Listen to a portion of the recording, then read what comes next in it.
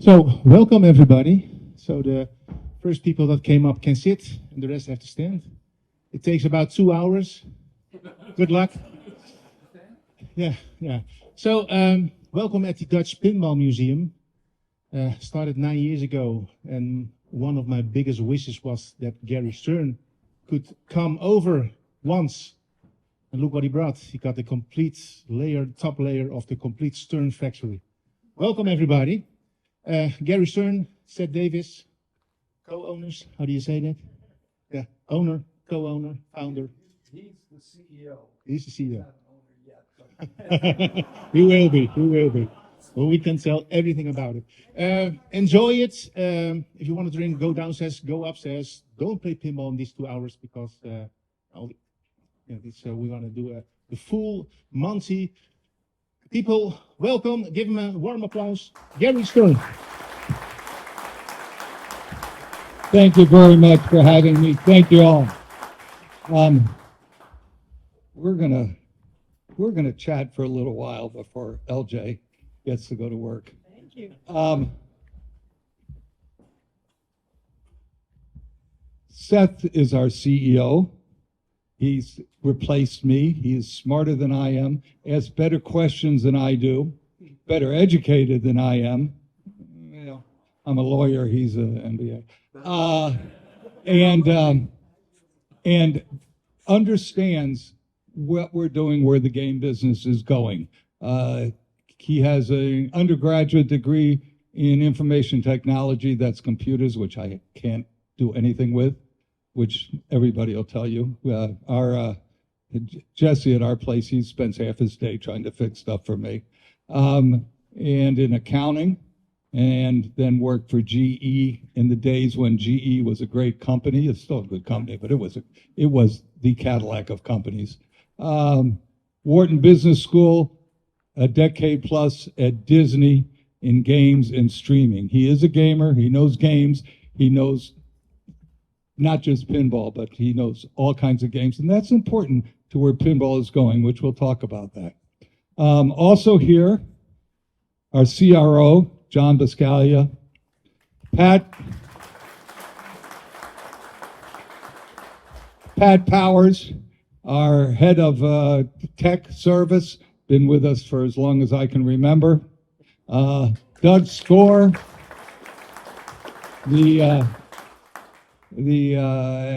our director of international sales. Doug, like me, is second generation in this business. He comes from, his family had a very successful Chicago distributorship.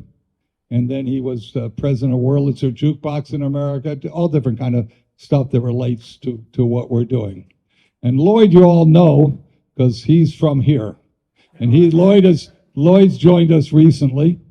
And so, because Europe is so important to us that we want to have feet on the ground, boots on the ground, so we can develop Europe further and further.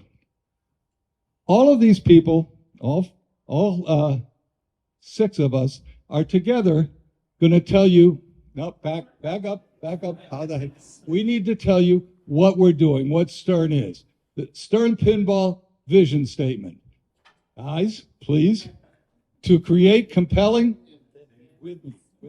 to create compelling entertainment that inspires a lifetime of love of games, sparks passion, forges friendships, and connects people everywhere through fun, innovative, technologically advanced pinball games and experiences.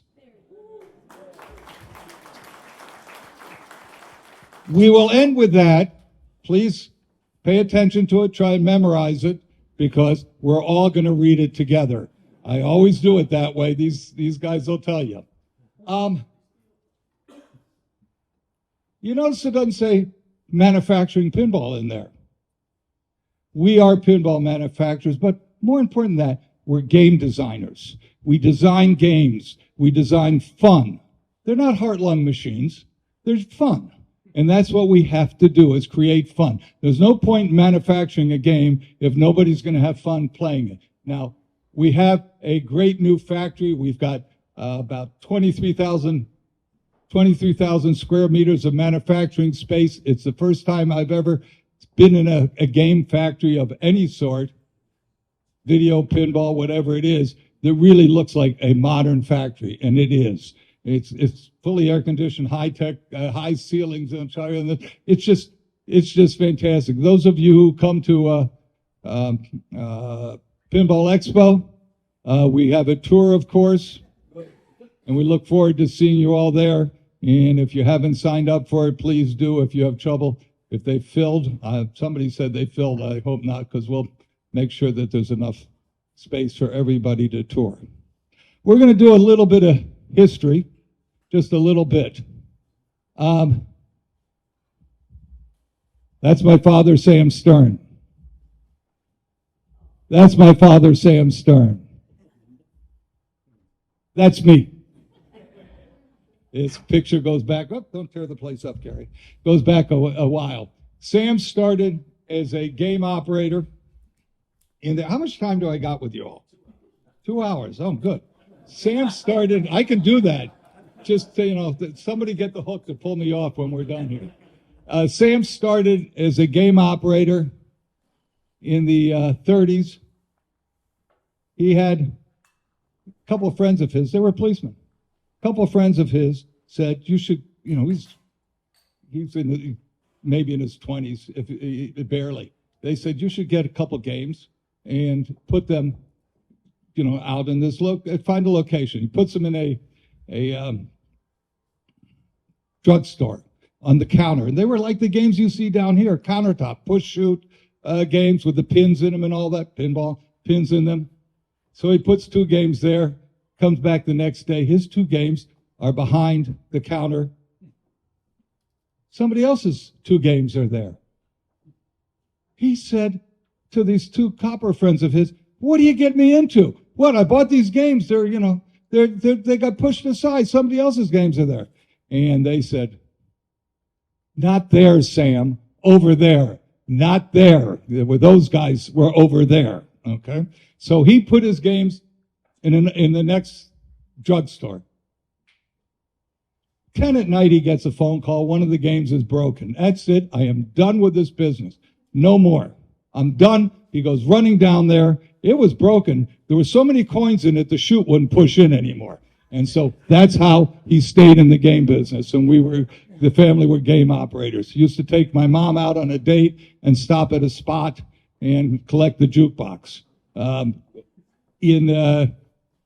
was in the 30s, sometime in the 30s, 40s, early 40s, he became a game distributor, like Doug comes from. And that's because in those days, people became game distributors to get games sooner and cheaper. Well, he concentrated on distributing.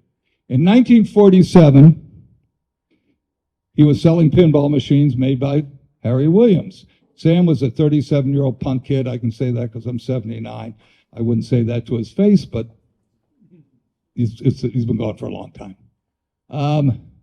He's been gone since 83, 84. Yeah. And he never got to see this company. He would have been so happy and proud with it. We started it in 86 after he had passed. Any event.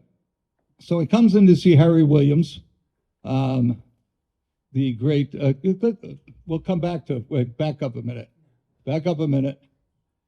Not my father's pinball company. We'll talk about that later. That's one of the things that LJ is going to ask me. Got it? Don't forget that one. We'll talk about why it's not my father's pinball company. Let's go. So that's Harry Williams. Mabs was the sales guy. Sam comes in to see Harry, his supplier. 37-year-old punk kid. Harry was probably 39-year-old punk kid. Sits behind 35-year-old punk kid. Sits behind Harry's desk, puts his feet up on the desk and says, why don't you sell me the company? Harry says, I'll have to think about that. Goes up in his airplane, flies around Chicago at a single-engine plane for 3 hours, came down and sold my father half of the business, half of the pinball company. And that's how we got into pinball manufacturing. Later, Sam bought Harry out, but Harry was always a consultant with us. It was one year my father went to Valley as executive vice president for pinball, and Harry went there too with us, and always together. Harry had 3 wives. 3 wives. No, not at the same time, but two of them died on the same day. I don't mean the same date, the same day. You know, they were Raymond. They were all wild characters. What's the word I'm thinking of? I'll get back to it. Damon Runyon characters. It's American literature. Next, notice the white. Oh wait, back up. How do you like the white shoes? That's Harry. He was very dapper. He was a great dancer, by the way. Next one, we'll just show a little more of this stuff, and then Harry and his boat, Harry and his plane. This was the Starlight Room in the old Williams. That's where the executive dining room was. It was called the Starlight Room. Stars, the light fixtures, you can't tell were stars. I remember it well. The original factory was on Huron Street. This was not like a business like today. It wasn't a factory like we have. It was 6 stories, 6 floors. The first floor was Jack's holding up the second floor.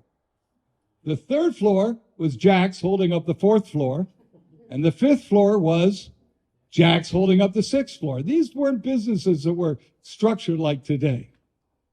Let's do another one, and before maybe, this is Harry and Sam at the old Stern Electronics Chicago coin factory. I recognize it, looking at a drop target. This was a promo piece that the old Williams did years ago. And let's do the next one, see how many more of these we're going to do before we start. Harry, me, Sam, me. I don't know why I'm in it so much. Let's do another one. Some more. Whoever put, next one. This gets interesting. This was the Stern Pinball factory in the one that we moved out of 2 years ago. This big building is a data center. See, I didn't need that anyways. I got enough point. This big building's a data center. But Williams, before California Avenue, was at 4242 West Fillmore. That's the second Williams building after Huron. That's where we were then. It's a blighted neighborhood now. You can tell looking at this building, it's not particularly attractive. It was a little rough then. It was down the street from the Fillmore police station, and somehow batteries got out of the cop cars. It got robbed out of the cop cars in those days. It was a little rough. The getaway car for a big Michigan Avenue jewel robbery came off our parking lot. Anyway, let's see what I got next.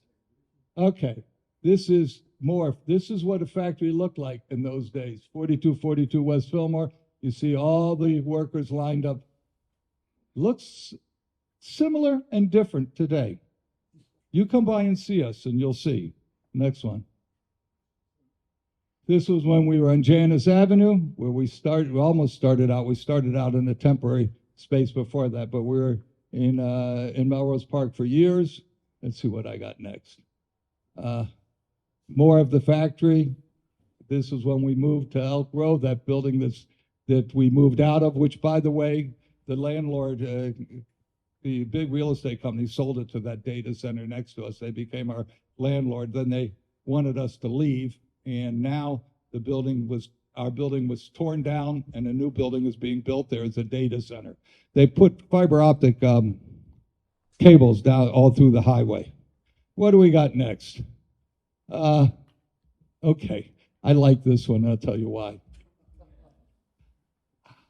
You see the reflection here? Oh boy, upside down. This is actually not a game. It's a picture. It was a game. Williams game. It's a picture of artwork. There was an artist, and this art went for a couple $100,000 at Sotheby. But when he was painting playfields for color, pictures of play fields. He picked up the reflection. That reflection of the back glass onto the play field is not something new with our games, and we have glass, non-glare glass, so forth, if you have a reflection problem. But this is an age-old problem of pinball. Next one. Let's see what I got next. Strike zone. I probably showed that. I did this once before. You notice the rollover switches for bowling. Let's look for another one in here. Okay, I was showing a lot of the this is how the games, you all know, used to look. But go again. Let's keep going. See if I get to what I wanted here. Space Mission was Williams that brought pinball back. It was an important game with ramps and so forth. Let's keep going. I'm looking for something in particular.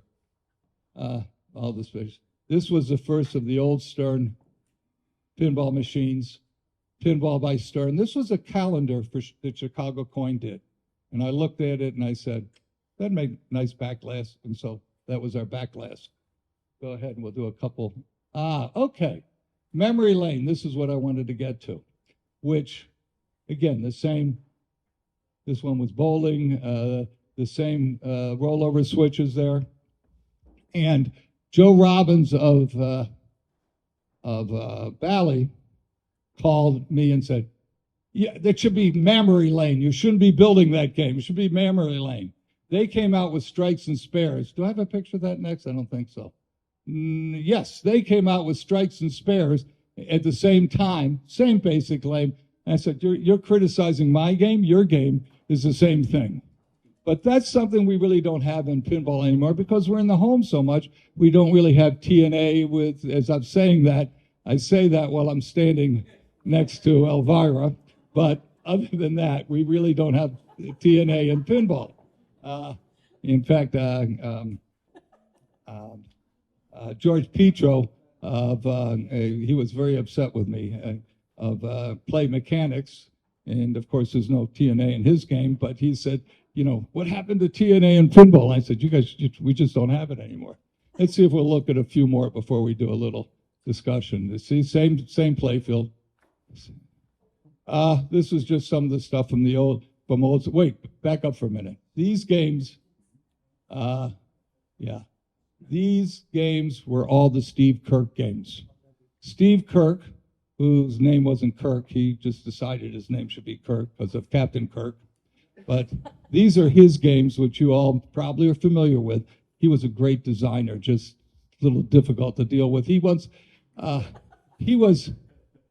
called me and he said, we're talking and he's living in his car. I said, I'll get you a hotel room. You got to get out of the car. I'll get you a hotel room. He said, I can't. I have cats. I said, that's all right. You can take the cat to a hotel room. No, I have cats. How many cats do you have? I have double-digit cats. He had double-digit cats living in the car with him. But okay. What else we got here? Those were his. This is Flight 2000. Now, Flight 2000, Harry Williams game. Harry was great. Harry's a great designer, although with my father and Harry, I pushed them both out of the way once for one of Steve's games, because Steve was really good in those days for what we were doing. It was very important to us. Flight 2000, a wide body. The problem, Harry taught me, the problem with wide bodies is there's too much space. There's too much geometry. The ball floats back and forth. The exception is Orbiter sitting over there. The ball will float back and forth. It slows up. So you got to put a lot more stuff in the game. Yes, it makes it expensive, but it's also not as good a game. And there was Neil Falconer, a designer since passed in our business. Whenever somebody came out with wide bodies, he would freshen up his resume because he knew there was something wrong. Business was in trouble. Don't make wide bodies. Pinball is a tennis court. The rules, it's supposed to be a particular size. The round play fields, the cocktail play fields, the wide body play fields, not as good. But you take this wide body play field, it's still one of my favorite, with a ball walker on the left. And let's click here and see if I get there soon. Okay, here's more of it. Gamatron. Okay. What Gamatron was, we two things about it. That was after Stern and before Stern.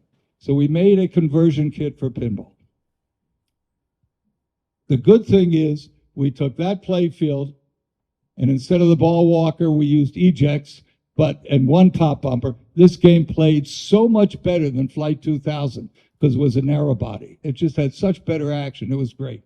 The other thing that we proved, and I did that with Steve Kirk, the other thing that we proved is nobody listened, nobody learned the lesson. What we proved is we made it as a conversion kit. There's no reason to convert a pinball. Trade it in and get a new pinball. We came out with this the same time Steve Ritchie had high speed. Well, who was going to convert their game, their old beat-up Bally game, to this when they could trade it in and buy a high speed? And I'll tell you, Pinball 2K was a great engineering effort, fantastic. Our friend and our chief creative officer, George Gomez, very involved in it. No real marketing plan for it because the marketing people weren't involved. The idea was you move playfields from game to game and have multiple playfields. People try and do that now. Buy a good game, play it, trade it in, get another good game. I proved I was the one so smart to try it. I proved it didn't work. The other problem with P2K is you didn't have a flat screen at the time. So when the first operator came to a French distributor to pick it up with this hatchback to put a game in it, found out it was a 2-car game. You couldn't carry that game with one car, so you couldn't take it to location. I think that's most of what I want to do here before I let you all ask me some questions. Let's see what we got here. Viper, let's flick through some of the things we did. Photographic backlash, which Gottlieb started. Okay, not us, but we did a number of. LJ knows this. We did a number of photographic backlashes. This was a photograph. Yeah, that was our first. Okay, who put this in here? Yeah. That's Joe Kamenko. That's me. You notice I had more hair in here. I couldn't do that picture today. But that was us. I think we've probably done enough of these. We can. Lethal Weapon 3. When we made that game, and I go to the French, and I said, we have Lethal Weapon 3. You should buy this game. I said, what? What is Lethal Weapon 3? I go over it, Mel Gibson, Danny Glover, Lethal Weapon. Oh, L'arme fatale trois. The name of movie in America is not the same as in France. Oh, yeah, we want that game, Okay, what else? That's back to there for a minute. Back up. So this is where Steve Ritchie decided that this was a copy of Terminator. 7-shot array, ramp, this, that, simulated ramp over there. They actually sued me and Joe personally about it. And that went away. But that was the basis of one of the lawsuits. Williams sued us a number of times back in the day at Data East when we were getting started. I'm going to give you one more little history, and then we'll do some other stuff. Let's see if there's anything else we really want to do. Now, I think we've done enough of old pinball here. I'll let you ask questions. But let me just give you a little history of the company that we are right now. We started as Data East Pinball. Same company, formed in '86 with money from Data East, a Japanese company. They were our investor. In '94, we sold the company from Data East to its shareholders, Sega, and we renamed it Sega Pinball. Same company, just different owner of the company. In '99, I bought it from Sega. and renamed it Stern Pinball, same company. So it's the same company, been in existence since late '86. Those of you who think Date East was a different company or Sega was a different company, same people, some of the same people, a lot of different people. We do happen to have right now some of our original people, our near original people. We have a lot of people that come from other companies, a few from Gottlieb. We have the best from everywhere. We have a lot of people from Williams, and we are often called Willie West because we're west of downtown Chicago. So we have many of the same people. Now you're going to ask me why it's not my father's pinball company. I'm going to ask you exactly that, Gary. Why isn't it your father's pinball company? I'm going to sit now. That's right, okay?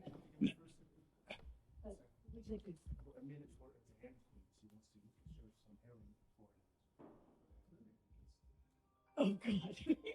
Okay. He would like to serve you some herring, American guests. And is this Herring? Herring? herring? Yeah. The herring queen. It's a Dutch treat. Well, I happen to love herring. I love herring. I can't do herring. Have you ever had Dutch herring? I don't know about Dutch herring. I've had a lot of herring, Norwegian herring, Jewish herring. Herring is herring. I love herring. This is a typical Dutch. Okay, please. Dutch tradition, and we're very proud of it. People say it's raw, but it's not raw because it's salted, and it's been in the fridge, so it's safe to eat. And this herring has a very happy ending because it gets a massage from me. That's why it's extra soft. So, and I made it for you. You think, why do I wear a crown? Because I'm the Dutch herring queen and I like to wear a crown. Thank you.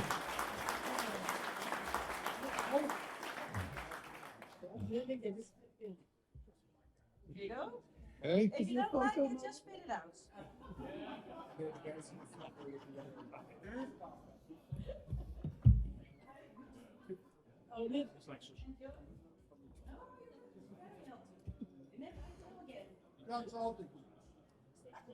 Beneden staat er nog meer als mensen. Doe je like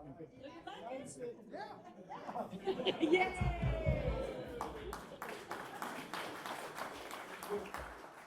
You managed to live 79 years without having to taste this delicacy. You're the best pinball machine. I'm the best herring cutter.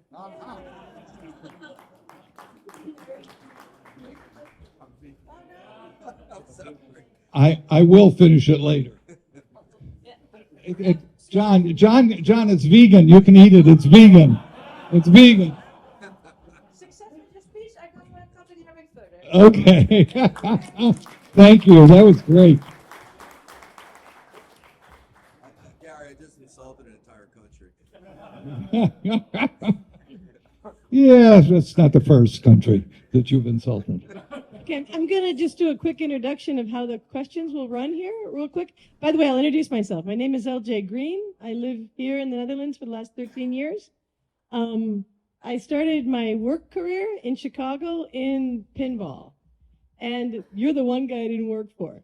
I worked for Williams Bally, and I also worked for Gottlieb in the 90s, so in the heyday. I guess we were suing you when I worked with Gottlieb didn't sue me. I know Gil and I got along better. Yeah. So that and then met Gerard, and I feel super at home because this wonderful museum is 20 minutes from my house. So it's fabulous to see this. Congratulations to you for building this. It's big for Americans to see something like this sitting in the middle of Rotterdam and celebrating heritage like what your dad started. So I'm going to do the commercial questions. Game questions are going to come from Gerard. I guess that's how we're going to split it up to start with. But one thing I just want to ask you, you just told a story here. You came close to going bankrupt a couple of times, did you? A couple times. Maybe. Pinball manufacture is not for the faint of heart. You have to love what you're doing. In particular, The Lehman Brothers recession in 2008 wasn't a happy time, and for many businesses. Tenacity is the word that comes to mind. You just stay with it. I needed a job. Where was I going to go? There's not a lot of jobs for pinball presidents. So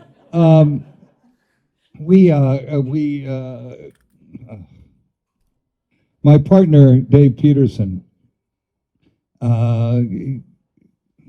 was a client of my lawyer and small shareholder, David Schoenberg. And David said to him that this company I know you'll be interested in. And said, pinball, I don't know. About 3 months later, David said to Dave, well, I own part of the company. Well, why don't you tell me that? I'll go take a look. And it took Dave a little while to look around. Dave takes a while to study things. He had worked on Harley Davidson as a young investment banker. He would tell you that he carried the briefcases for the big shot investment bankers. But he was there and he saw that Harley had a community. I explained that we have a community that I was the commercial guy, but we have a big consumer business potential. And we have a community of players. I described, I was at before there was much home owning pinball, I was at a show for the billiard industry, and this one guy came up and he showed Jolly, my sales guy, and myself, his back, which he had almost completed the tattoo of the Paragon back glass. And, that kind of thing, you tell David, say, oh yeah, you got enthusiasts, you got people who are really into this thing. So they thought about it, and second time he came in with a friend of Doug's, Mike Reimer, who was a big, a consumer sales guy, and he really dug into this. And he invested, he lent, and then later changed to invested. He's my partner. I control half the company. He controls half the company. We have a 5-man board of directors. I elect 2. He nominates, elects 2. The 5th would be a tiebreaker, but we've never appointed the 5th because we get along and we build this business together with the help of Seth and the rest of the guys here. Yeah, we had a couple troubles, but we went through them. What we did do, though, I mentioned, the home business, and this is why it's not my father's pinball company. It's not my father's pinball company because my father's pinball company sold games to commercial establishments only. Today, 70% of our games worldwide belong to you all, the community, and to first-time buyers, and to people in general. 30% are in the street, in bar arcades, in breweries, which are big in America to have games, in your normal bowling alleys, bars, what have you, restaurants, family entertainment centers. Interestingly, Seth points out, and he can tell you these statistics because of Insider Connected, which we'll talk about. 70% of the games are in the home. 70% of the play is in operation on the street. And that play, we have a cycle. I'm digressing all over the place. I do this all the time. I like to hear myself. Don't laugh. You're not supposed to laugh at that, Seth. You're not supposed to laugh at that.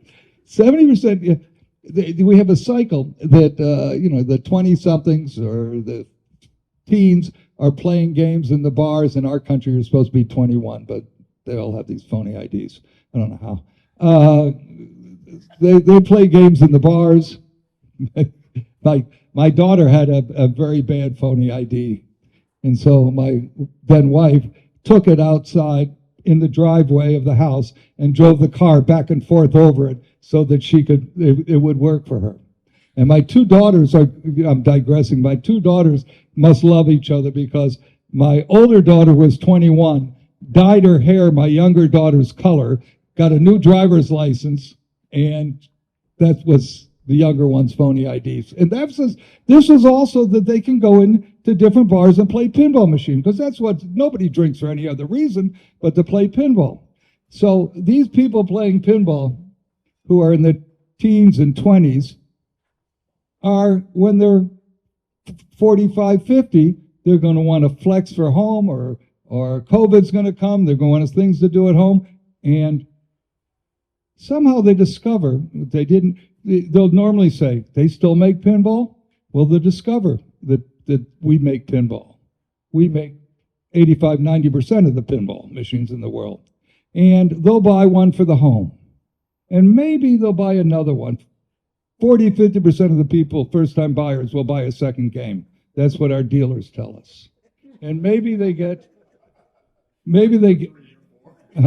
or 3 or 4 or 5 or was it Marcus in Germany's got over 1,000. And sometimes I find they have too many games. So, like the president of our Operators Association, they go to a bowling alley and say, can I put a game in here?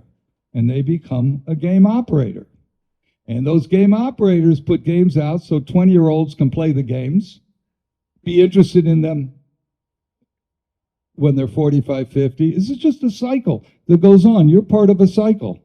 And it's very important to the continuation of pinball that there are places like this, and there are groups like you, and there are first-time buyers, and one of them, I was talking to a airline pilot the other day who had written me, and he had been playing pinball, not ours, gosh, at somebody else's home, and said, I wish I could get one of these. I don't know where you buy them. So not only do people not know that not enough people know that their pinballs are being made, they don't know there's a place they can buy them, and they can. And that's one of our missions, is to show people where they can buy them. This is still the answer to the last question. I just want to let you know, if I interrupt you, it's not because I'm rude, it's because some people fed me some questions before. They really want to hear your answer. So, well, I'm just going to finish this one. This is important. This is important. Where again, why is this not my father's pinball company? Two things. Today's player, the guy who buys that home, 20, 30 years ago, bought a game for the home at 45 years old. His kids might have played it. He had a Flex. It was great. I used to watch a TV show called Cribs on TV in America, 3 10-minute segments of rappers, rock stars, whatever. They all had, at least one of them had a pinball machine and was as proud of it as his Ferrari. I keep trying to get to trade a pinball for a Ferrari. Hasn't worked yet, but I haven't given up. The player today, you all grew up as gamers. 45, 55-year-old. He grew up as a gamer. And they understand it. So the game rules that you're getting today aren't just light A, B, C, the 3 rollovers lanes at the top, light special, and you get an extra ball. There's just whack the ball, whack the Sentinel on X-Men for me, and I get multi-ball. But there's all kinds of rules and gameplay going on in these games. They're very much more sophisticated than the games my father. About that then, when you guys are developing a game, how do you come about laying out the gameplay, and then oftentimes it's licensed? Do you have to get it approved by the licensor when you do it? Everything's approved by the licensor except the particular rules, how they work. They're not gamers. We're gamers, and Seth is very involved in the current gameplay. I used to be in game rules. I used to be involved in it, but it's way past my understanding. they care a lot about all the visual representation, right? When it comes to gameplay rules and the gameplay, our guys will lay that out. So, the development of these games starts with really a designer kind of coming up with a concept for, this is what I think my play field's going to look like. These are the toys and the different elements I want to have in that. And then they'll work with the programmer. We'll start thinking about the rule sets that are going to go with that, and they'll all kind of work together on that. Licensors get heavily involved in, okay, what mechs, what toys are you going to have? How are they going to look? Do they represent our franchise appropriately? They want to see every little detail of everything you're going to put there, right? Like a good example was in our James Bond game, the Aston Martin car. We actually had to do a deal with Aston Martin on top of the Bond deal. And Aston Martin was commenting on the lines on the car and exactly how they wanted them. So it gets to kind of that level of detail. So somebody like Georgia Gomez will come up and say, I think we should put an Aston Martin here because that makes sense for this franchise. But that was actually 2 licensors I had to feed on that one. And so really, Gary's right. When it comes to the gameplay rules themselves, they don't know much about that. But everything we're going to show on the screen when that happens, so every little speech, every little sound, everything we're going to use to represent that franchise, they'll feedback on all those. Oh, yeah. So on the Aston Martin, we were going to not have a top on the Aston Martin because why would you want to have this top that had to open and close and deal with all of that? You shoot the pinball. I said, well, there's a top on the Aston Martin. There has to be a top on the car. So George and team had to actually design that top for the Aston Martin because the licensor wouldn't let us do the ejector seat without a top that opened and closed on the car. So those are the kind of things that come up during development where you're like, okay, didn't think of that. I guess we're going to have to figure out how to open and close this thing when we shoot a pinball through it. Not trivial. That wasn't trivial. They had to rework the whole mechanical. We spent a lot of time figuring out how to get that, because it's got to be reliable, right? You can't have that thing breaking and staying shut or breaking and staying open. So you've got to put it there and you got to make sure it's not going to break. That being said, so license games, I think you guys, I think it was you and Joey that brought them in the 90s that made everything just shoot, the sales go off. That was a new thing at the time. Actually, Tommy Neiman at Bally did the first licensing, and Bally did quite a few license games. Musicians, though. They did, Evil Knievel. That's when they had to take him off of all the.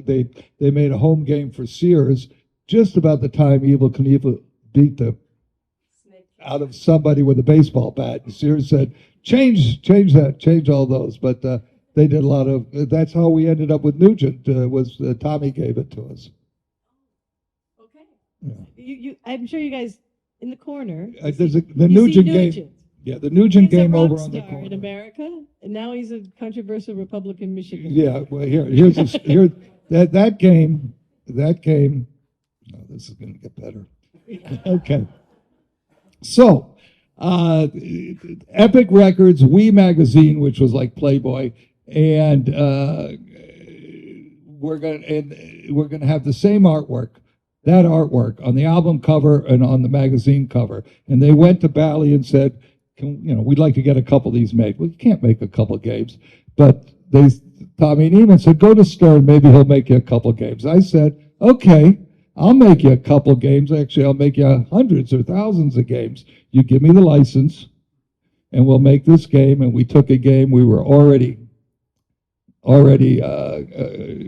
had designed, and in those days there weren't video that you had to match, the film and so forth. You could take a game. Gottlieb did this all the time.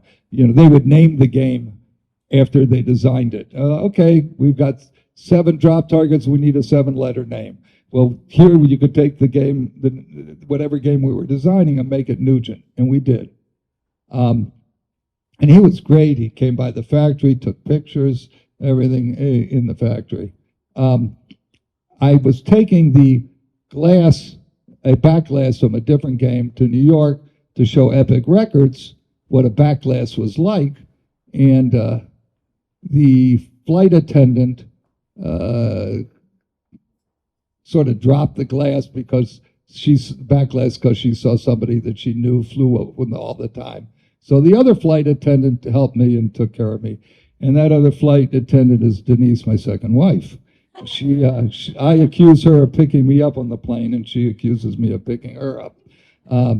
That sometime after that, way after that, Jody put some Nugent stuff up on our website, and I get within a half an hour a call from my kids. You got to get that Nugent stuff off your website, because he is really toxic at this point. He's somewhere right of Attila the Hun. And got to get it down, got to get it down. And then there was something recent where they wanted to use him for something, Seth. What was that? Yeah, we get contacted a lot for movies and TV shows and things like that. And that's actually one of the places where it's trickier with the licensed properties, because we can say, yeah, we're fine with you using the pinball machine, but you want to use Elvira, you got to call Elvira as well, because they still have some rights to that. That's to place a pinball machine inside of a movie, or and anything like that. You have to approve it. So we have to approve it, and the licensor has to approve it as well. So they've got to get double approval. So it makes it a little harder. Sometimes while people contact us, we'll say, well, yeah, we're fine with it. You got to go talk to whoever made it or whoever's IP it is. And sometimes they'll do it. Sometimes they'll say, that sounds like too much work. Now you've done a couple. One of the ones I want to do all the time, they often contact the old Stern games. Stern Electronics belonged to Denise, so they'll contact me.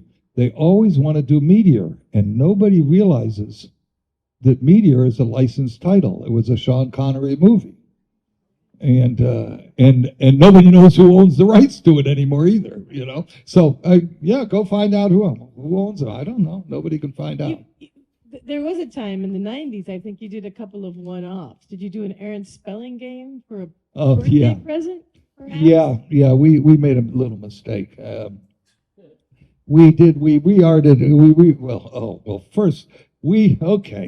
So we were making a different game, Lethal Weapon, different story, Lethal Weapon.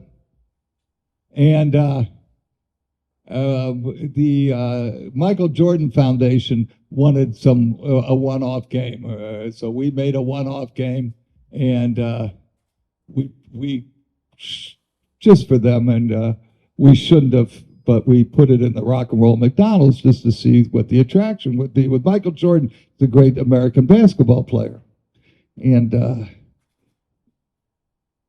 Rock and Roll McDonald's is in the center of downtown Chicago. Yeah, and just for reference. Allison was doing the marketing, the testing there, and she turned us into the NBA, the Basketball Association, because we had no license to do that. We didn't have permission, and so they write us a scathing letter, cease and desist, this or that.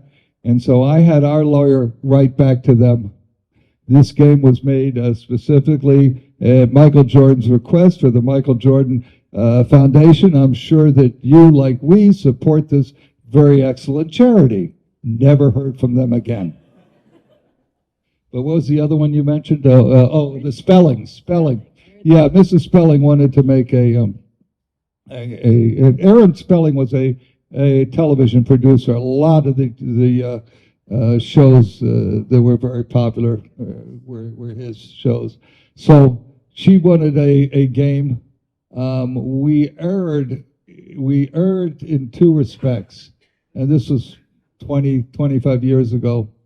And the first error was we charged her $200,000 for one game. We should have charged her $500,000. It didn't matter. The second error was Joe's mistake, not mine. He said she could have the second game at the regular price, $2,000-some bucks.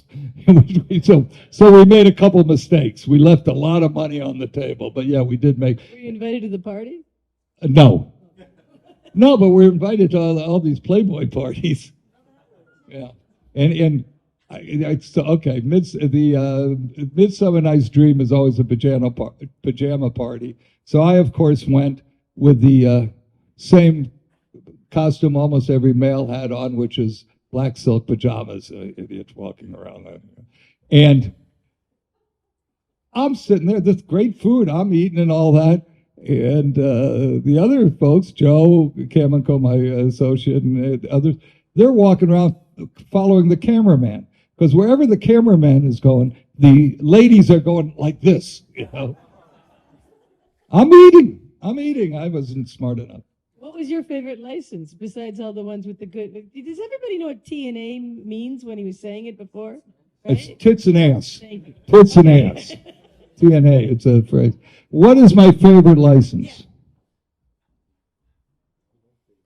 My favorite license is Uncanny X-Men. And this is a fantastic game. Have you all seen everybody see the video of the game? Anybody who hasn't seen the video of the game? The video that we live stream or what have you, the live stream or the video that we put up? Huh? The 18-minute production? Have you all who hasn't seen it? Just a couple of you. Well, we'll see how much time we got. I can do the short version on the. But your favorite license is always your last one? Is that what you're trying to tell us? Okay, got it. Who buys your licenses now? Who makes the decision? Oh, yeah.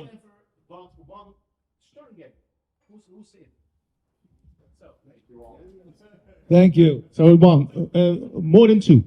Yeah. More than 10. Yeah. More than 20. So more than 30? Wow. Wow. Thank you. Yes. Wow. Yeah, awesome. Gary Stern. What I'm always proud of, if there's a new game coming out and the standard high scores are there, I'm always on top because I have the same initials.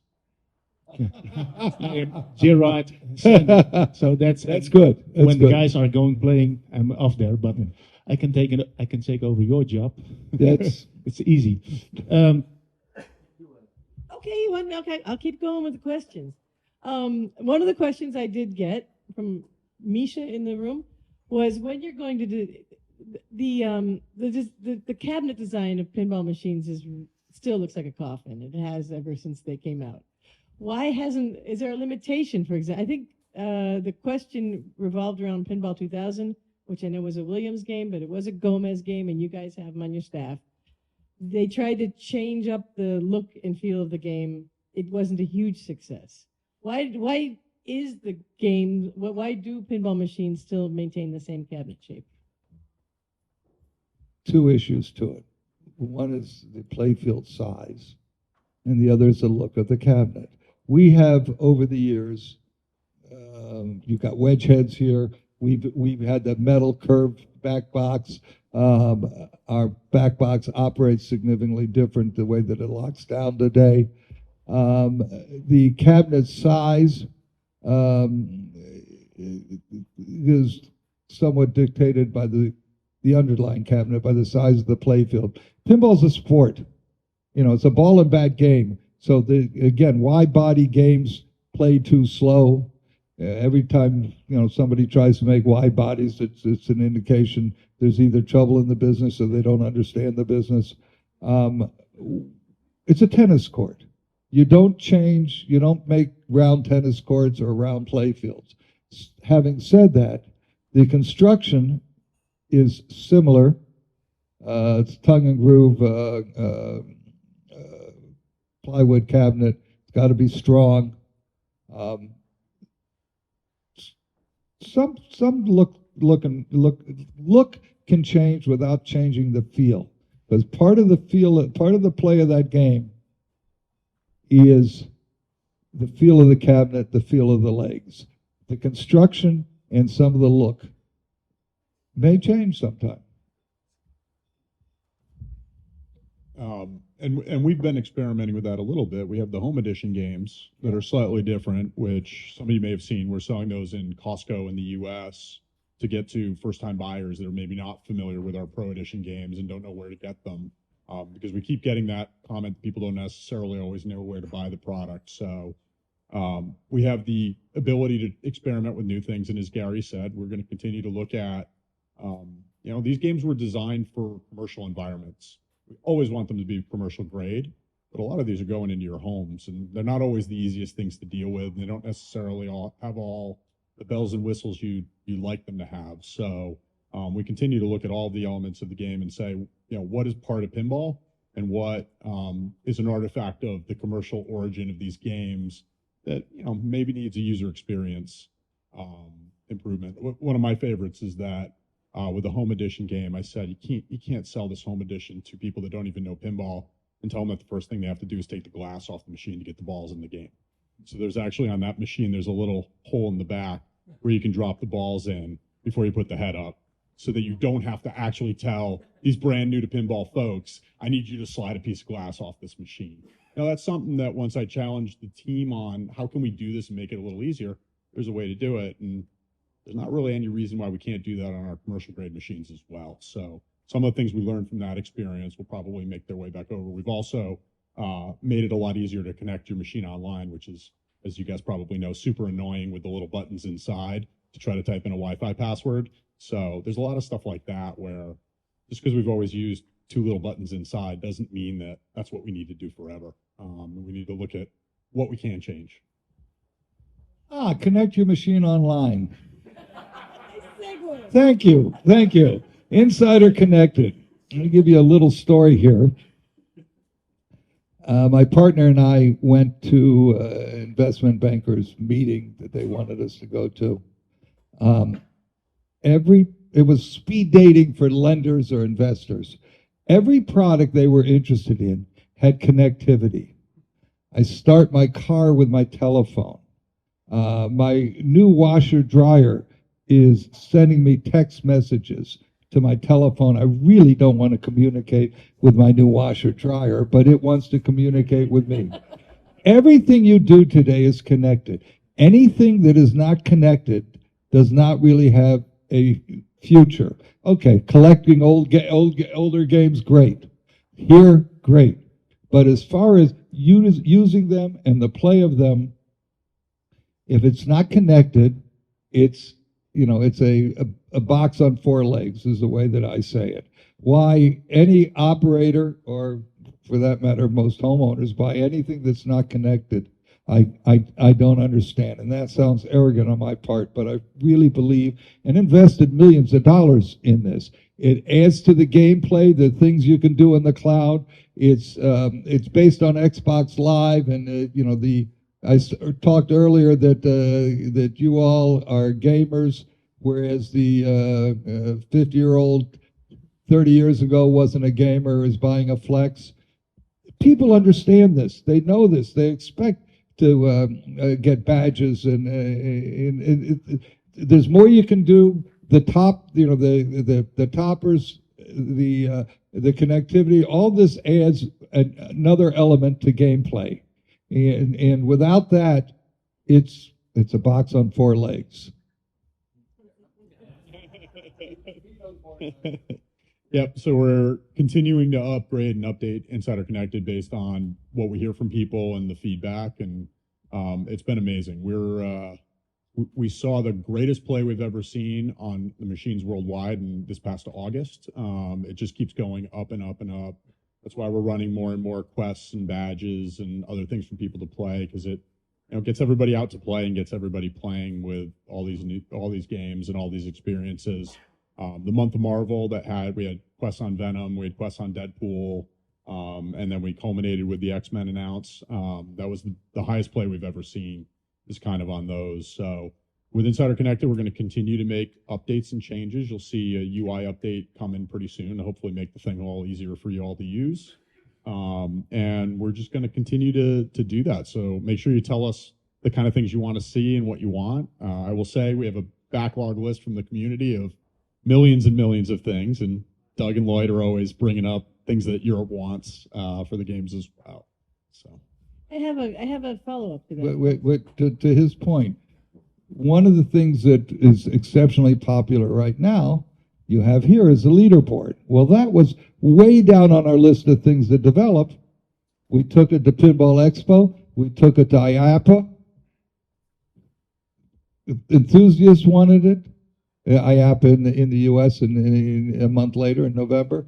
Operators wanted it, so we changed our schedule in order to bring it forward sooner, and so that became one of the most important endeavors we had. One other thing is that we had a Valentine's Day badge, and you had to play with somebody. So I'm in Vail, and I go find myself a game to play. I didn't know you had to play with somebody, so I played the game. Well, there was nobody around. I didn't know I could have played the second player myself, just not registering it. So I didn't get the badge, because I didn't know. And this was, by the way, was the Gary Stern badge. So Gary Stern could not get the Gary Stern Valentine's Day badge. And I had to be the one to break it to him that you could have just pretended to be player two. Another question, and then on a commercial question, and then we're going to switch to some game questions from the people. Recently, I saw on LinkedIn that you guys are promoting a corporate rental program, and I can say that here in Europe, many companies are faced with the challenge of people worked remotely during COVID, and now they don't want to go back to the office. And of course, it's cool that you could get a pinball machine in. That will spark kind of some sort of community in the office.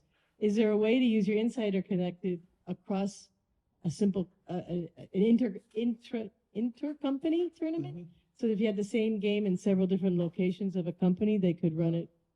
Yeah, so we have some, we didn't put it on there when we posted online, but we have some at Google offices in the US. So that's the kind of companies that we're partnering with and getting involved with.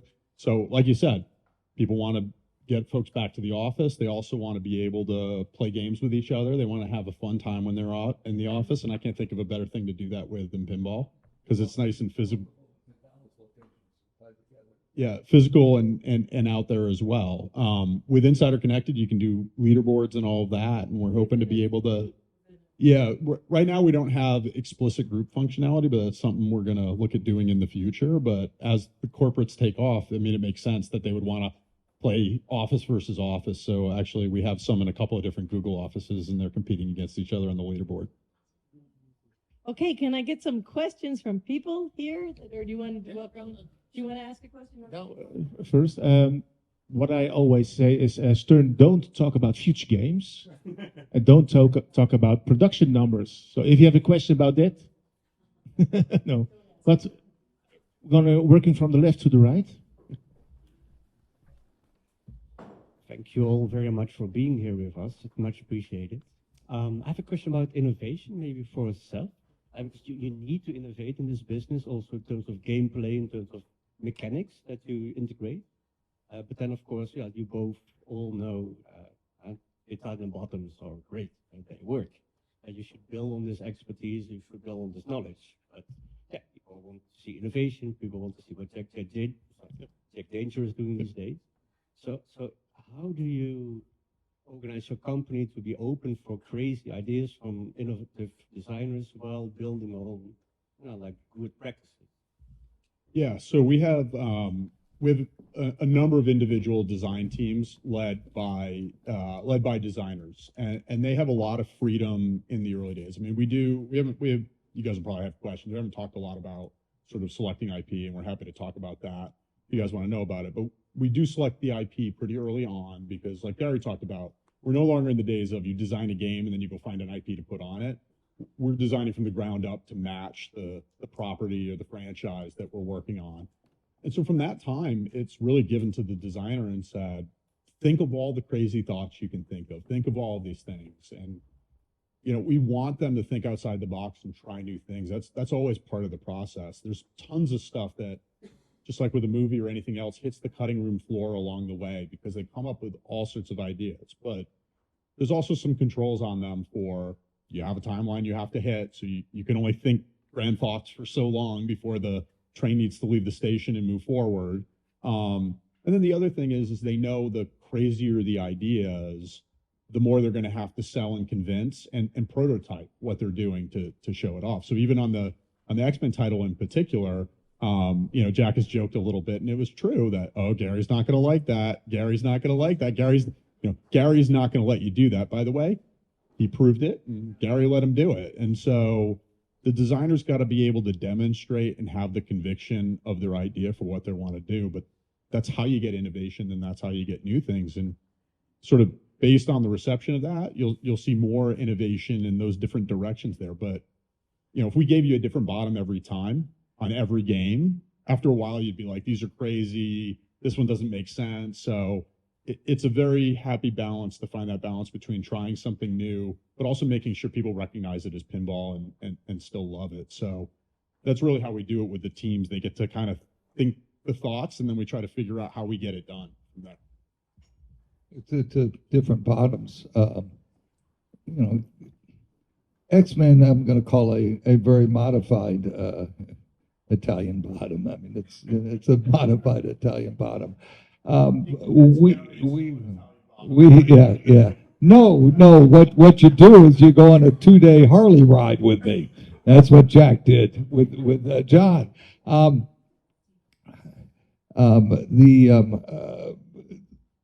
think it was Wheel of Fortune had the goofy bottom, and Armand from France just called me and said, "You know better. You know better than to do that." And yeah, I did, and it wasn't right. But where's Allison? Has she left? Did we bore her? Are you in the back? Allison, where are you? Allison, are you back there? Says Apparently she's downstairs. downstairs playing games. Maybe. Or eating herring, maybe. I'm almost done with mine. Seth's wife is Allison is here. You should all say hello. She's humoring us by coming along. Any other questions? Over here? Okay, you're going to ask a question while videotaping. Yeah, you go. There you go. Okay, so pinball is now all about licensed IP, because if you don't have licensed IP, you're really struggling. See American Pinball. But that also, I mean, when you guys picked up licensing as Data East, you were, well, one of 2 companies that were doing it. Now we have 15 pinball companies going after IP. How has the licensing market for pinball changed, and how do you deal with competitors that are going after the same license as you are? Before we answer that, American Pinball is not suffering because they don't have licenses, or they had bad licenses, or this or that, or the quality of the games. What they don't have is Insider Connected. And any game that does not have Insider Connected is dealing in the past. We are dealing in the future with technology. Can you put up one more time our right from the beginning? How do we get back to the beginning? Here we go. You see, technology. It's all about technology. Oh, you had the end too. Okay. We're talking. I can't read it in those colors. That's not the. No, that's an old one. There we go. That's the old one where we talked about ourselves being a lifestyle brand like Harley. But we're really much more than a lifestyle brand. We're a game company. And the game company technologically advanced pinball. Insider Connected, new devices, new game rules, all that's connected. But it's connected. It's got to be Insider Connected. I believe so much that I am more excited about the future of pinball than I've been in my 79 years. And it's all because of Insider Connected. This is a future, and it will broaden, enlarge our community. Good for my business, but good for all of us.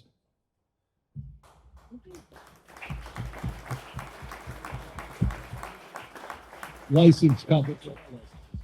We can talk. Yeah, no, we'll answer the question.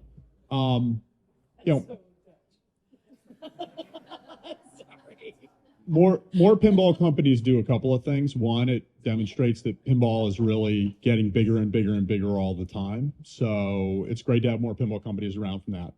More pinball companies do create noise in the licensing marketplace, particularly ones that are out over their skis trying to get bigger than they actually are. But licensors are pretty smart. It takes them about 5 seconds to figure out who they should really be working with.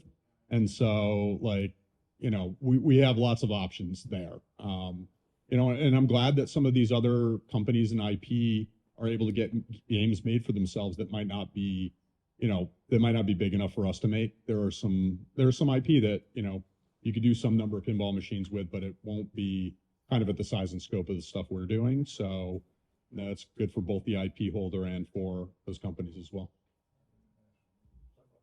Yeah, I mean, we're focused on stuff that can sell here in Europe, that can sell in the US, that can sell in Australia, that can sell everywhere, and can kind of sell in all the different places, whereas other companies have different focuses. Did you say Rush? Rush, we don't know the band. No, you don't know the band, but it's great music, and it did something very interesting. I talk about... He's speaking about Rush. Did everybody catch that? The band? Yeah, the Rush You Pinball. guys, yeah. Yeah, which is a very good game, and a very good band, and friends of ours, friends of our friends.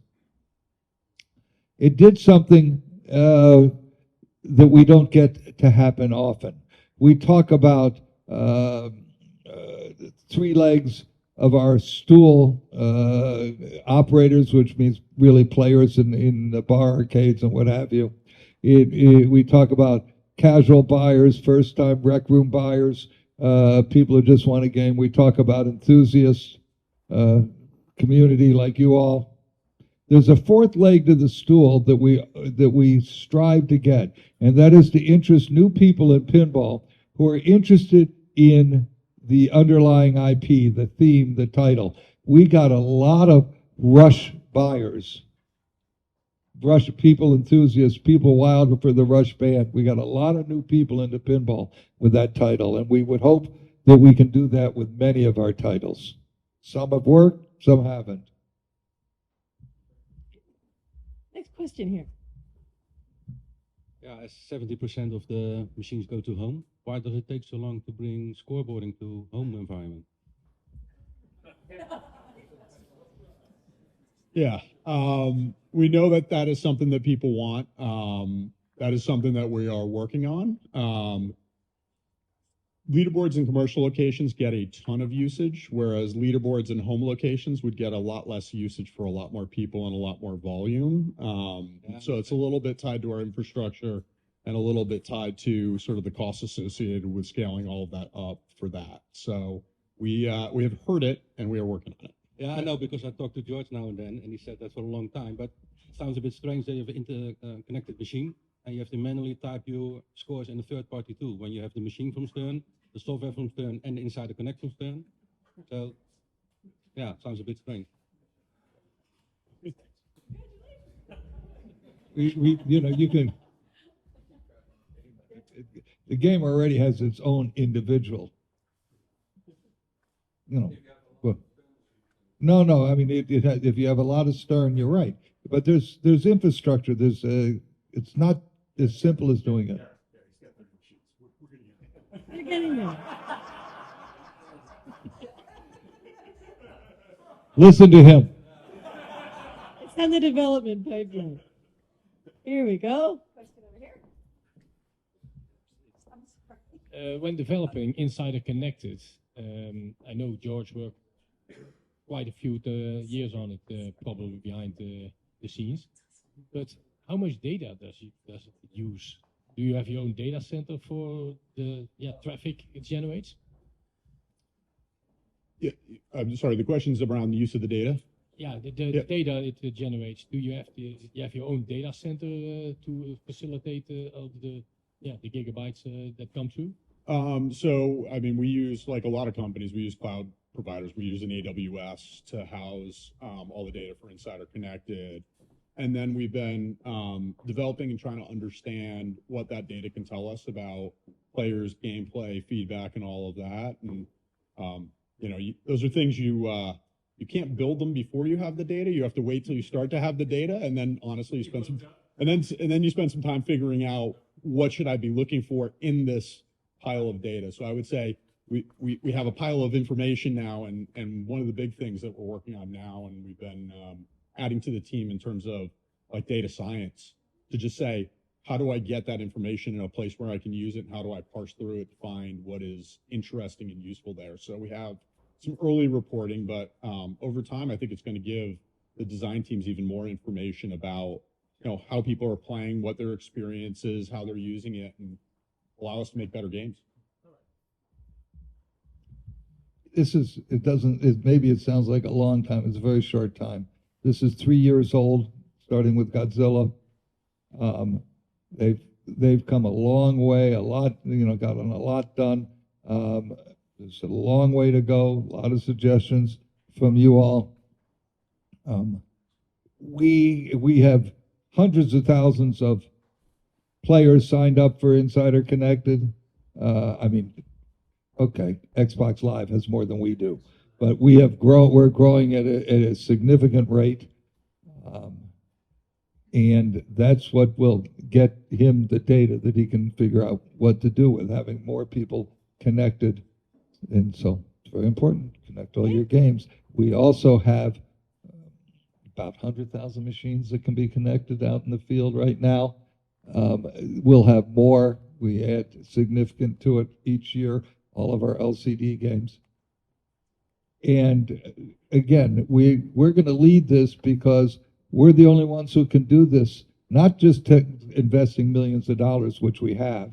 And again, after I went to that meeting, I was ready to invest the money. But we're the only company that will ever have the scale for it to be meaningful. And again, bragging or whatever, or being arrogant, but you got to have scale to do this, for him to get enough information, for you to get enough feedback. We've got 100,000 growing at tens of thousands a year, games that can be part of this, many of which are part of this already.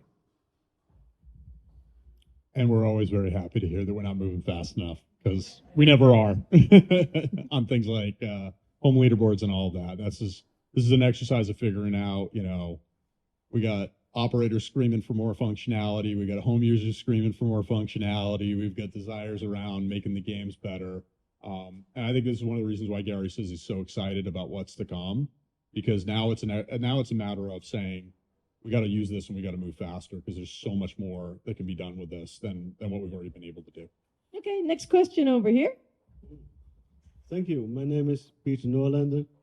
I'm a pinball operator for 45 years. It's not nothing. Thank you. Yes, you're welcome. I have the simplest question of this evening. Nothing to do with data or connection or whatever. The simplest question, but it's a multi-million-dollar question. And you're doing right, but the question is very simple. I was operating machines for 45 years. And the question is, why did Bali and Gottlieb miss the switch to the sharp flippers? They used to have for 20 years the blunt flippers, and all my clients, they were saying, it's a lovely pinball, but we missed the sharp flippers. Why did the company of Gottlieb and Bali, why did they miss that important question? I'm going to take this because Seth wasn't around. I don't know. Were you even alive? Yeah. Let's take them separately. Gottlieb at one time was the Cadillac of games. The electromechanicals, what have you. They were late in solid state, and they were wrong in solid state. They did a 4-bit instead of an 8-bit processor in those days. And their games didn't play. They earned long, so it was good. In the earlier days, they didn't play as the player wanted them. When we started Dady's Pinball, we brought in Bally games, Williams games.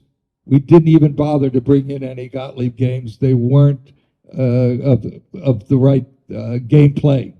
They were, if you remember, 24 instead of 48-volt coils, things like that. As to Bally and Williams, well, Bally sold to Williams in 99. No, in 89. 89? 89. It was 99 when Bally Williams got out of pinball, which made P2K a misnomer because it didn't make it to 2000. But if you look at Williams, which was my father's company, Williams, think of it as a jukebox company. You say a jukebox company. It came, Seaberg bought Williams in 1964.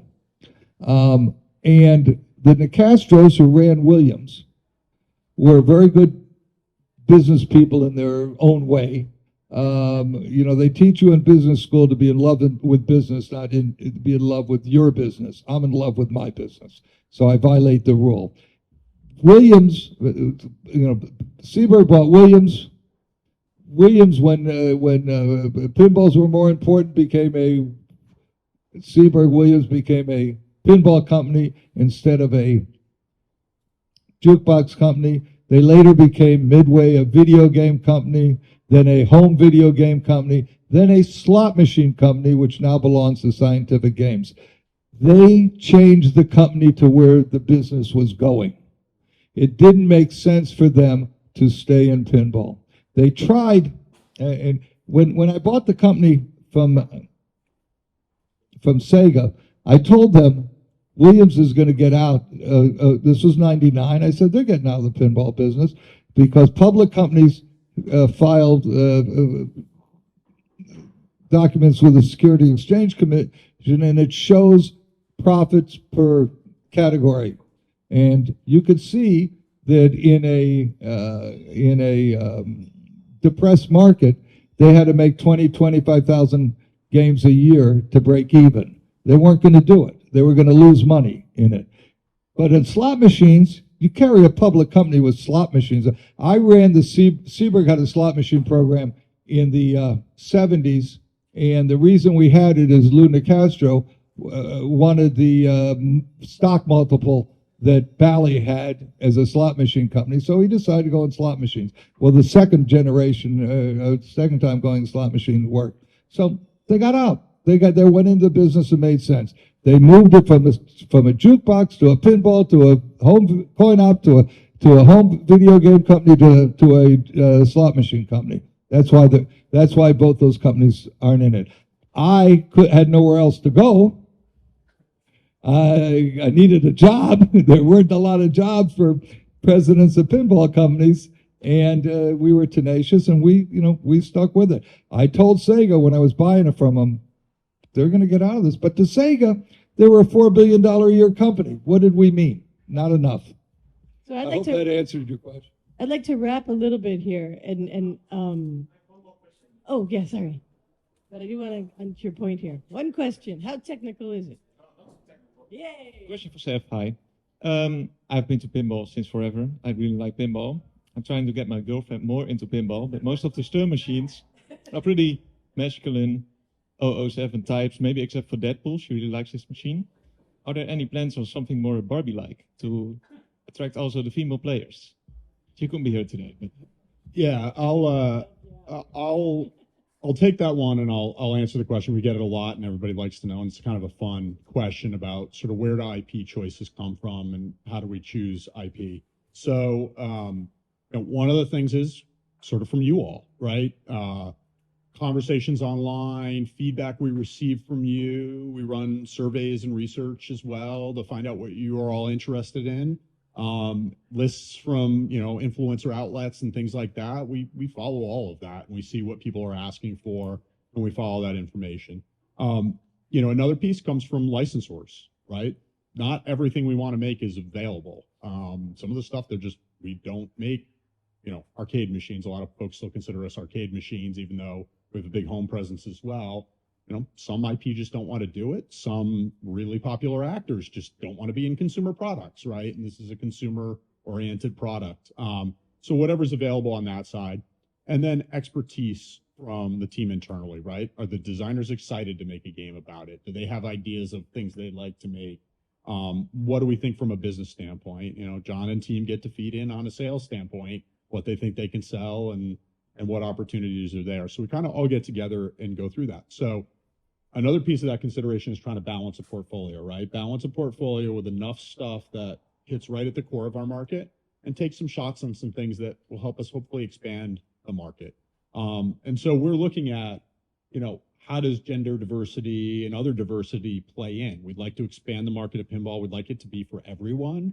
But we also can't afford to alienate the current people that buy our pinball machines, right? Like you got to find something that gets enough new people without all of the current people saying, well, that's not for me and I'm not interested in that. So that's really the trick for us. We do a lot of things that have like ensemble casts and we'll play up certain characters and things like that. But we're dying for an opportunity. We have succeeded if we're in a place in pinball where we can make a female-oriented title that blows the doors off, in the pinball marketplace as well. Because that means we've expanded the pie so much that we've brought everybody into it. And that's what we want to do over time. Two comments to that. You all probably have read about or have your own Bells and Chimes, which are a group of ladies that compete. We're finding more and more women playing pinball. His statistics from Insider Connected will tell you there are more and more women. Another point is to properly do a more feminine or woman's title, you really need input from a female designer. We have now a rules software designer that is developed with us. She is taking first seat in the software, and we are developing the people who could do this. For a bunch of guys to develop a woman's game, if you would, it doesn't read right. It just doesn't read right. We need people who can see the other side, whatever that is. It's certainly not me. So we're developing that.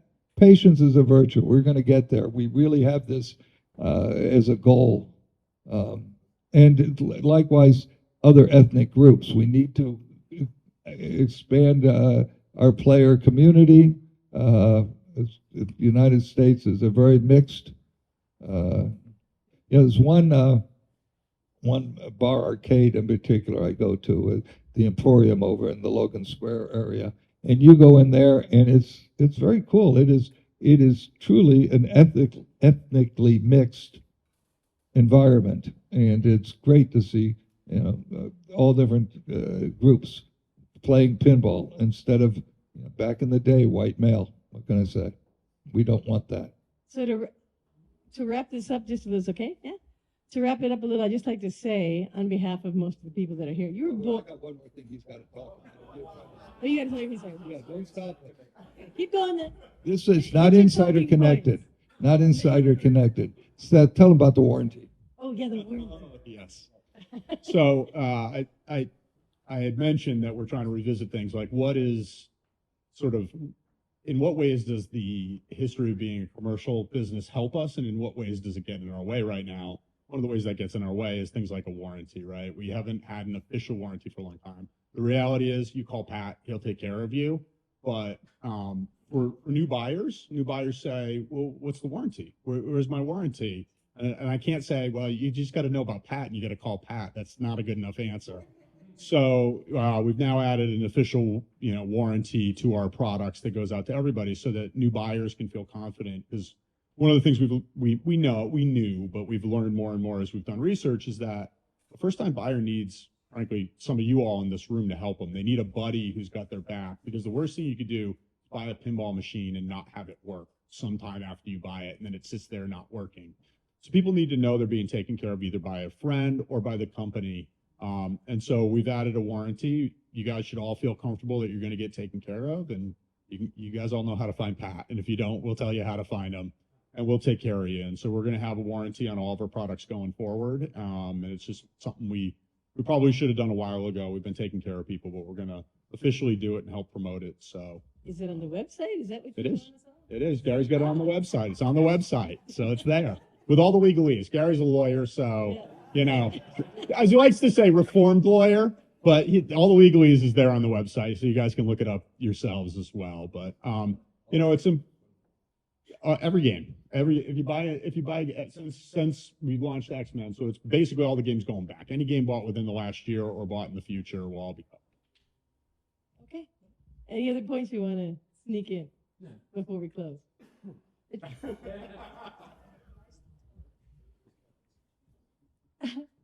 X-Men. This is, I was in, I semi-retired, shall we say. I live in Vail and I live in Chicago. So I was in Vail the other day. I still have a Foo Fighters in my price. Small apartment. I don't live in a big place. So I have Foo Fighters at home. These guys all have Godzillas and things like that because Godzilla's, a great game. I have figured out, I have workmen coming, I've figured out how to rearrange my lower bedroom, my second bedroom in Vail, to put an X-Men, uncanny X-Men in it. This game is great. Now my 7-year-old granddaughter plays pinball, loves to go to AC Gochi, which is a Korean barbecue in Van Nuys, California. She goes there with me because we eat for free. He won't let me pay. But they've got a bunch of games, and she just loves to play pinball. She'll go there. She has 2 pinball machines, or her mother and father have 2. I don't know. I guess they're hers. I've got to put a game in my Vail apartment, and it's going to be X-Men, and I've figured out how to do it. Fabulous. You guys don't all know. Yeah, this is the first time Gary has figured out how to put a game in this apartment. So this is a game that's got Gary figuring out how he's going to get into this apartment. So I'll tell you a little bit about what we sort of think about the game. If any of you are able to sneak into IAPA this week up in Amsterdam, we'll be there demoing the game, so you'll get a chance to play it. But this is it's a pretty special game. Come pick it up Thursday. Good. Or you can play it here. You can play it here next week. Which version will it be? I used to take pros home because I wanted to learn them because I was selling operators. My Foo Fighters are premium. This will be a premium. At least. It'll be no, not an LE. It's a premium. Okay, so I'm going to say what. All right, my partner and I own all the #1 premium LEs, guys. We own them all. I just want to say you were born into this industry. I mean, you didn't. Well, you had choices to do other things, but I'm for a whole life and a legacy of what you've contributed to pinball. How you didn't stop production when all the other guys were saying that the industry was dead, and what you've contributed is beyond words. And thank you for coming here to share your stories and to come to the Dutch Pinball Museum. We owe you a debt of gratitude, so I just want to say thank you on behalf of a lot of people for that. And we all owe you all a debt of gratitude. You're the community. You're the ones who let us do this. We have fun. They're not heart-lung machines. We're having a good time. We're making fun. As long as you're having fun, we're having fun.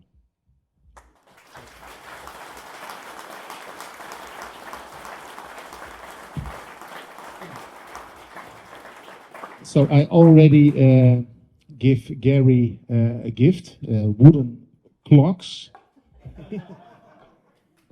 That's a present, but I got another present. Pinball, we call it Americana. And something others that's really Americana is sports. And if you are the champion in a certain kind of sports, you will always be rewarded. So what did I think of? I get you a championship ring.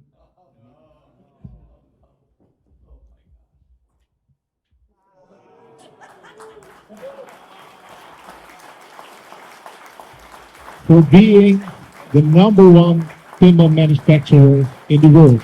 Thank you.